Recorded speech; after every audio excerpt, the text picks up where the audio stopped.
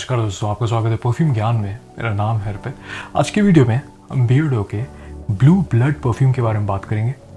खुशबू, performance और क्या ये किसी परफ्यूम का क्लोन है, हर चीज़ों के बारे में डिस्कस करेंगे और इसके दाम के हिसाब से इसको खरीदना एक सही ऑप्शन होगा कि नहीं, इसके बारे में बात करेंगे।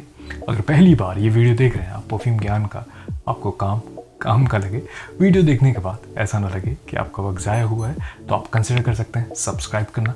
लाइक कर देंगे इस वीडियो को तो यूट्यूब थोड़ा इस काम को और लोगों तक पहुंचाएगा, ये कम्युनिटी और बड़ी बनेगी, मुझे भी मोटिवेशन मिलेगी। इस परफ्यूम को इस्तेमाल करने से पहले मेरी कुछ खास तवक्को उम्मीद नहीं थी, लेकिन इतना मुझे लगा था कि अगर इसका नाम ब्लू ब्लड है तो ये एक ब्लू कैटेगरी का मास प्लीजिंग खुशबू वाला परफ्यूम होगा, जैसे शावर जेल, बर्गमॉन्ट वाली सिट्रसी खुशबू वाला कुछ होगा। लेकिन ऐसा नहीं है। जब इसको मैंने पहली बार टेस्ट किया तो मुझे ऐसा लगा कि इस महक को मैंने पहले एक्सपीरियंस किया है और उसके बाद रेगुलर इस्तेमाल करने के बाद ऑनलाइन चेक किया नोट्स, तब मुझे यकीन हुआ कि हाँ, ये एक नीश परफ्यूम का क्लोन है। वैसे किसका क्लोन है उसके बारे में भी थोड़ी देर में बात करेंगे।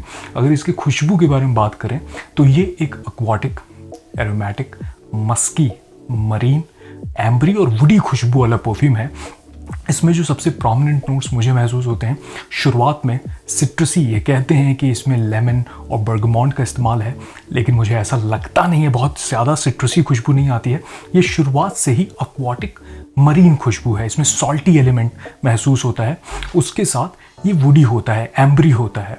तो लगभग 15 से 20 मिनट ये शुरुआत में थोड़ी ब्राइटनेस है, थोड़ा सा इसमें फ्रेशनेस महसूस होता है, हल्का सा सोपी एलिमेंट भी है। ये कहते हैं कि इसके मिड में कलोन के नोट का इस्तेमाल है, इसकी वजह से सोपी और थोड़ी सी डिटर्जेंट वाली महक आती है। और सीवीड का ये इस्तेमाल कहते हैं, इसकी वजह से एक मरीन सॉल्टी खुशबू महसूस होती है। इसमें हेडियोन के नोट का इस्तेमाल है, ये थोड़ा सा फ्लोरल और हल्का सा ग्रीन एरोमेटिक खुशबू महसूस कराता है। बेस में ये कहते हैं इसमें एम्ब्रॉक्सिन का इस्तेमाल है, उसकी वजह से एक मस्की खुशबू महसूस होती है, इसमें अलग से भी मस्की नोट का इस्तेमाल है। और ये कहते हैं इसमें सीडर का इस्तेमाल है। तो देखिए, वुडी खुशबू होता है और लगभग आधे घंटे बाद ये अपने ड्राई डाउन में पहुंच जाता है। अभी जब ये नोट्स को मैं देख रहा था तो मुझे लगा कि ये किसी नोट को इन्होंने रेप्लिकेट किया है किसी परफ्यूम के।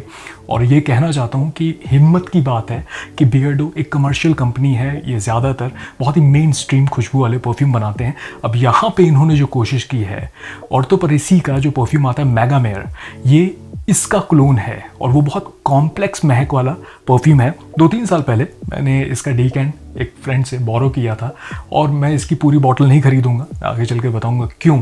पहले इसके महक को समझते हैं। अब देखिए, यहाँ पे ब्लू ब्लड जो नाम है उस हिसाब से मुझे ऐसा लगता है कि थोड़ा डिसीविंग हो सकता है, कि किसी को ऐसा लग सकता है कि ये सिट्रसी और ब्लू कैटेगरी का परफ्यूम है, जैसे डियोर सवाज आते हैं, डिलन ब्लू है, वर्साचे का, वैसा कुछ होगा। लेकिन ऐसा नहीं है, ये काफ़ी कॉम्प्लेक्स एक मरीन सॉल्टी खुशबू वाला परफ्यूम है।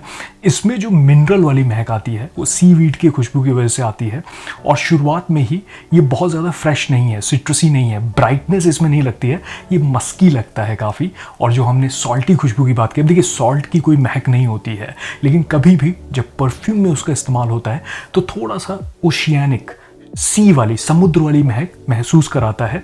और सीवीड एक कॉम्प्लेक्स महक है, इसमें जो थोड़ा सा एगी खुशबू आती है, लेकिन इसमें अच्छी बात है कि उतनी खुशबू नहीं आती है।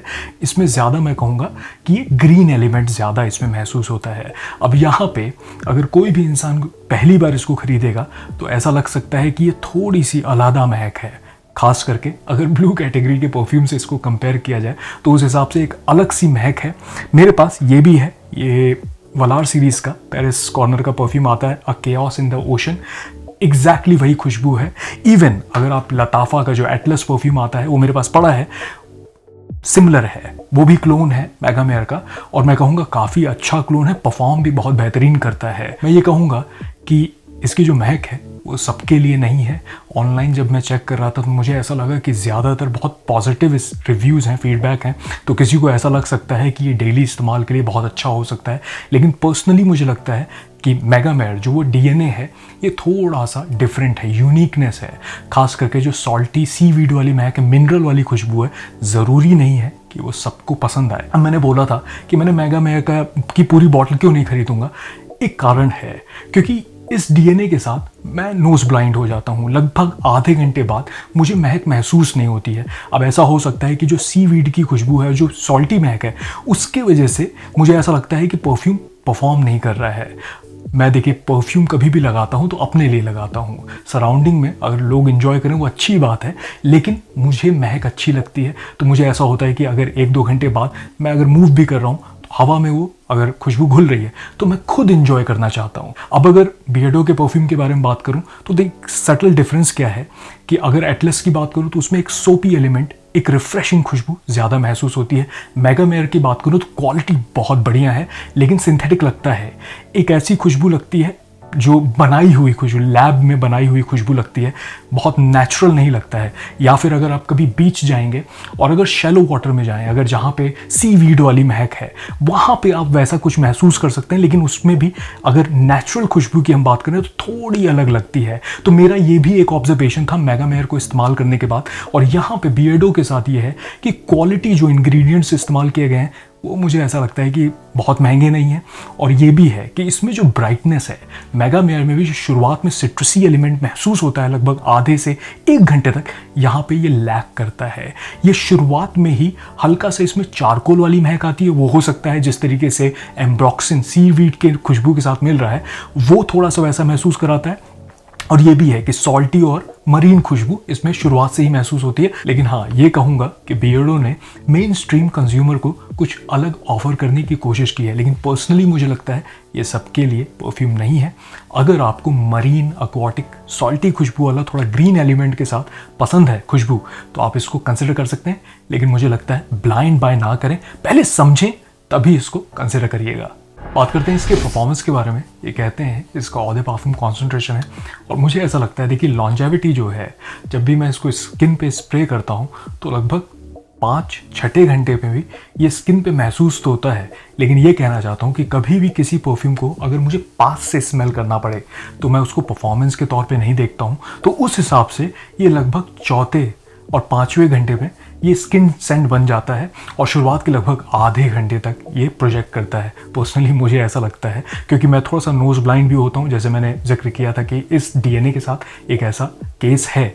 और उस हिसाब से कपड़े पे अगर स्प्रे करता हूँ तो लगभग ये 4-5 घंटे बाद करीब आ जाती है इसकी महक। तो उस हिसाब से इंग्रेडिएंट्स का जैसे इस्तेमाल किया गया है बहुत स्ट्रॉन्ग पर्सनली मुझे नहीं लगते हैं। ऑनलाइन जब मैंने देखा तो लोगों का ये कहना है कि बहुत स्ट्रॉन्ग है इसकी महक और शुरुआत के लगभग ओपनिंग में भी आपको ऐसा लग सकता है कि थोड़ी सी हार्ड लग रही है, लेकिन ऐसा नहीं है। मुझे पर्सनली लगा कि शुरुआत के आधे घंटे में ही ये महसूस होता है हवा में भी, उसके बाद क्लोज टू स्किन आ जाता है। तो पर्सनली मैं ये कहूँगा कि मुझे बहुत अच्छी परफॉर्मेंस इससे नहीं मिल रही है। इसके इस्तेमाल के बारे में बात करें तो इसकी महक के हिसाब से मुझे लगता है इसको 20+ अगर आप हैं तो कैरी कर सकते हैं, डेली इस्तेमाल कर सकते हैं, सिग्नेचर स्मेल बना सकते हैं। कड़क गर्मी में थोड़ा सा समझें क्योंकि जो सीवीड और जो एम्बरी और थोड़ा सा सॉल्टी खुशबू है, ऐसा हो सकता है कि आपको इरिटेट करे। इंडोर्स के लिए अच्छा ऑप्शन हो सकता है, मिनरल वाली महक है तो उस हिसाब से आपको समझना पड़ेगा कि एक अलग मुख्तलिफ खुशबू है, यूनिकनेस है इसमें। लेकिन ये भी है कि पसंद आने पे डिपेंड करेगा। और पर्सनली मुझे लगता है आप इसको ओवर स्प्रे नहीं कर सकते, चाहे 5 स्प्रे करें चाहे 10, ये जैसा है आपके पास एक बबल क्रिएट करता है वैसा ही रहता है। उस हिसाब से अलग सी तो महक है, लेकिन आपको अपने सराउंडिंग को समझना पड़ेगा कि वैसी जो एक सीवीड सॉल्टी खुशबू है वो आपको पसंद आएगी कि नहीं। और उस हिसाब से गर्मी के लिए एक ऑप्शन बन सकता है, दफ्तर में भी आप इसको लगा सकते हैं क्योंकि अलग है लेकिन अच्छी लगती है। डीएनए खूबसूरत है, लेकिन बस ये है कि परफॉर्मेंस हल्की है, तो आपको लगभग 2-3 घंटे बाद फिर से इसका पूरा स्प्रे करना पड़ेगा। तो निष्कर्ष क्या निकलता है, देखिए इसके दाम के हिसाब से लगभग 1000 रुपये के प्राइस रेंज में आपको ऐसी 100 ml की इसकी बॉटल मिल सकती है। इसका ऑदे पार्फुम कॉन्सेंट्रेशन ये कहते हैं। बॉटल की अगर मैं बात करूँ तो भारी सी बॉटल है, क्वालिटी सही है, कैप जो है उस पर ब्रांडिंग है बियर्डो का, प्लास्टिक की कैप है। स्प्रेयर देख लें तो स्प्रेयर सही लगता है, मिस्ट अच्छे तरीके से निकलता है, हाफ स्प्रे भी कर सकते हैं, फुल स्प्रे भी करेंगे तो अच्छा मिस्ट है। तो उस हिसाब से प्रेजेंटेशन सही है। मैंने जब इसको ख़रीदा था अमेज़ॉन पे तो मैंने 1100 रुपये इसके दिए थे। इस वक्त जब मैंने देखा तो ये 1200 रुपये का है। फ्लिपकार्ट पे देखा तो ये 700 रुपये का मिल रहा है। तो उस हिसाब से मुझे लगता है कि आपको डील सर्च करना पड़ेगा, जहाँ पे भी अच्छा दाम है आप कंसिडर कर सकते हैं। अब अगर इसकी खुशबू, परफॉर्मेंस, हर चीज़ों को मिला जुला कर बात की जाए तो मैं ये कहूँगा कि एक एक्वाटिक, मरीन, सॉल्टी और थोड़ा सा एनिमलिक खुशबू वाला परफ्यूम है। तो उस हिसाब से एक अलग खुशबू वाला परफ्यूम है। ब्लू कैटेगरी का परफ्यूम मुझे पर्सनली नहीं लगता है। एक्वाटिक एलिमेंट है लेकिन बहुत ज़्यादा नहीं है, बहुत रिफ्रेशिंग भी नहीं है, तो आपको इसकी महक को समझना पड़ेगा। ये सबके लिए परफ्यूम नहीं है, मुझे ऐसा लगता है। पर्सनली मुझे लगता है कि बियर्डो के और भी जो परफ्यूम है, जैसे गॉडफादर है या फिर उनका जो विस्की स्मोक आता है, इससे बेहतर ऑप्शन है और इससे सस्ते भी आते हैं। तो उस हिसाब से आप उनको भी देख सकते हैं। अगर मार्केट में बात करूं तो इस प्राइस रेंज में बहुत से ऑप्शन हैं। अगर कुछ देने हो तो अरेबियन एरोमा का मैं ये परफ्यूम होराइजन है, ये इस्तेमाल कर रहा हूँ। अभी ये मैनहुड का परफ्यूम है द वीकेंड, इसको भी टेस्ट कर रहा हूँ। ये एक सनस्टोन करके एक कंपनी है, इसका एलेक्सर परफ्यूम है, इसको भी टेस्ट कर रहा हूँ। उस हिसाब से मैं लगभग सभी नए परफ्यूम को टेस्ट कर रहा हूँ। मैं आगे चल करके एक लिस्ट बनाऊंगा 1000 रुपये की रेंज वाली। तो उस हिसाब से कहूँगा कि मार्केट में बहुत से ऑप्शन है, तो थोड़ा सा आप देखें, कंपैरिजन करें। ब्लू ब्लड नाम है तो उस हिसाब से आपको ऐसा लग सकता है कि डेली इस्तेमाल के लिए, दफ्तर के लिए, सिग्नेचर स्मेल बनाने के लिए एक जैसे मास प्लीजिंग खुशबू वाले परफ्यूम आते हैं, डियोर, सवाज, डीलन ब्लू, उस किस्म का वैसा नहीं है। ये मेगा मैर का क्लोन है। तो उस हिसाब से आपको समझना पड़ेगा कि कॉम्प्लेक्स महक है। आपको मरीन, एक्वाटिक, सॉल्टी खुशबू पसंद आनी चाहिए इसको एंजॉय करने के लिए। तो उस हिसाब से एक ऑप्शन बन सकता है। अगर बहुत अच्छे डिस्काउंट पे मिल रहा है 400-500 रुपए के रेंज में, तो आप उसको इस्तेमाल करके टेस्ट कर सकते हैं। हो सकता है कि आपको पसंद आए।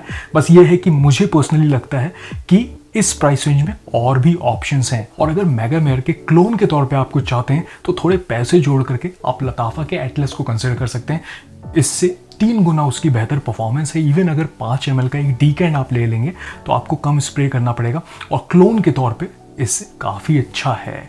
अगर आपने इसको इस्तेमाल किया है तो मुझे बताएं कमेंट में आपको कैसा लगता है। आपका सबसे पसंदीदा बियर्डो का कौन सा परफ्यूम है, मैं जानना चाहूँगा। चलिए, मैं मिलूंगा आपसे अगले वीडियो में। तब तक आप अपना ख्याल रखिए। नमस्कार।